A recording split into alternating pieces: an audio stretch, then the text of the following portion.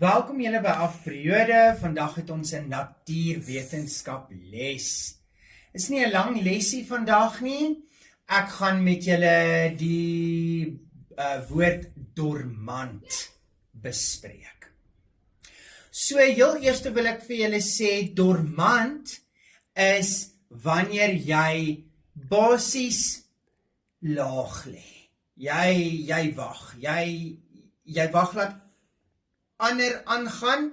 Jy is dormant, jy sit en kyk of jy lê en kyk, doen niks nie, sê niks nie.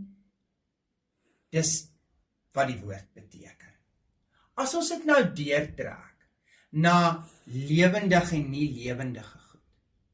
Sommige goed lyk nie lewendig nie. Maar hulle kan lewendig word. Dan noem ons dit dormant. Hy wag. Hoekom wag hy? Hy wag vir die regte omstandighede. Goed.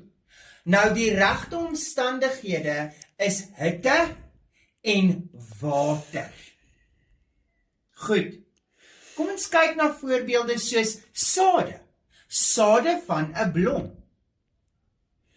Dit lyk nie lewendig nie. Maar as ons hulle gaan plant en ons gee vir hulle water en sonlig, gaan hy lewendig word. Eiers, hoendereiers.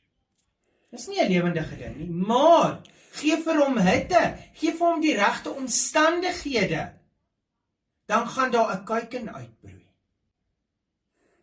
Gis, broodmif, reg.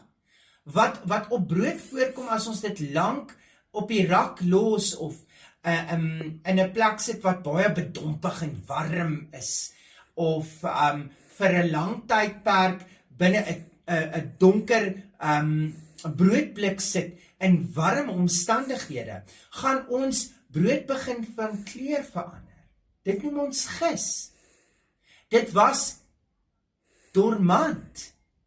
Dit het gewag vir die regte omstandighede, hitte, en toe het dit gegroei. So, ouens, neem kennis van wat dormant is. Neem kennis van wanneer is dit die regte omstandighede. Neem kennis, gaan leer dit vir NW, want dit gaan vir jou gevra word in 'n toets of eksamen. Mag jy 'n wonderlike pouse hê, en ek sien jou die volgende afperiode.